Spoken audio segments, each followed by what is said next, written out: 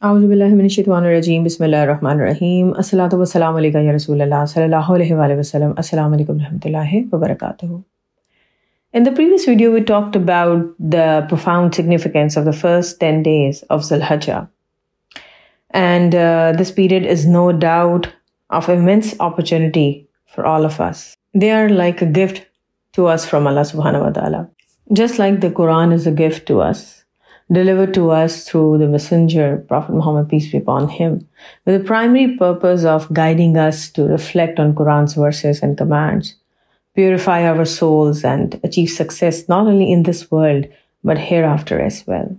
If you recall the prayer of Prophet Yunus alayhi salam, which reads as, "There is no God other than Allah. Glory to Allah. Indeed, I am among the wrongdoers."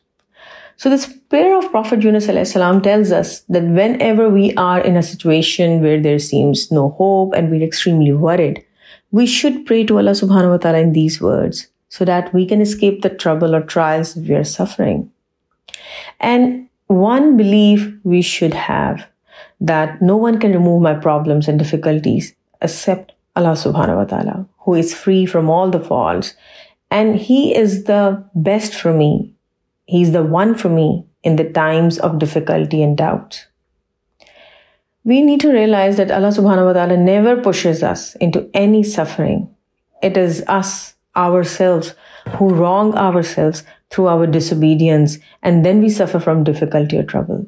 So our only option is to repent from Allah for our bad deeds and return to trusting Allah subhanahu wa ta'ala only. And whatever happiness comes to us, it reaches to us by the power and command of Allah subhanahu wa ta'ala. So coming back to these sacred 10 days, Allah subhanahu wa ta'ala calls us towards Him, calls us to His love. And these 10 days are like a golden opportunity for us to deepen our connection with Allah subhanahu wa ta'ala through voluntary acts of worship. This month holds profound significance, marked by the two obligatory duties. Number one is Hajj, and then the sacrifice on the day of Eid. Consider this, like the total global population of Muslims is around 1.7 billion. Yet only around 2 million Muslims can perform Hajj each year. And Prophet ﷺ highlighted its significance by saying that we should do Hajj if it is within our means. And its significance is greater than 20 ghazwas, and sending salawat upon him, ﷺ, is equivalent to that. So in this month, whatever salawat we recite every day, we should definitely recite it in abundance. But in this month, we should also not forget the recitation of Salawat Ibrahim, because this month is all about Prophet Ibrahim alayhi salam and his progeny, his all, like building of Kaaba, sacrifice, tawaf, sa'i. So all the rituals of Hajj, point us towards Prophet Ibrahim and his progeny. And there's no doubt that all the salawat are important, but when it comes to Salawat Ibrahim, it is the most excellent one. You see, because without it, no prayer, whether it be a fard or nawafil, like obligated or voluntary, it doesn't get completed. So in these 10 days, we should recite Salawat Ibrahim. Maybe we can try reciting 100 times after every prayer. If it is not possible, then maybe we can recite 60 times only.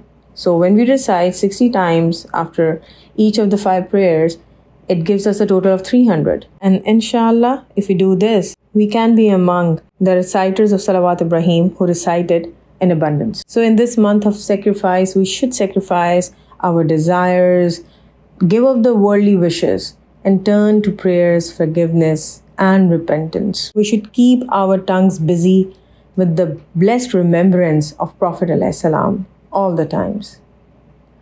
See, these days are like an open offer from Allah subhanahu wa ta'ala to collect as many blessings as we can. And here comes the beautiful saying of Prophet Muhammad, peace be upon him, where he said that the angels, they keep sending blessings upon the reciter of salawat as long as he's doing it.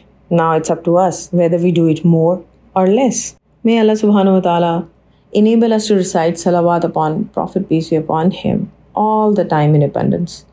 And make us understand the importance of this sacred month, especially these 10 days.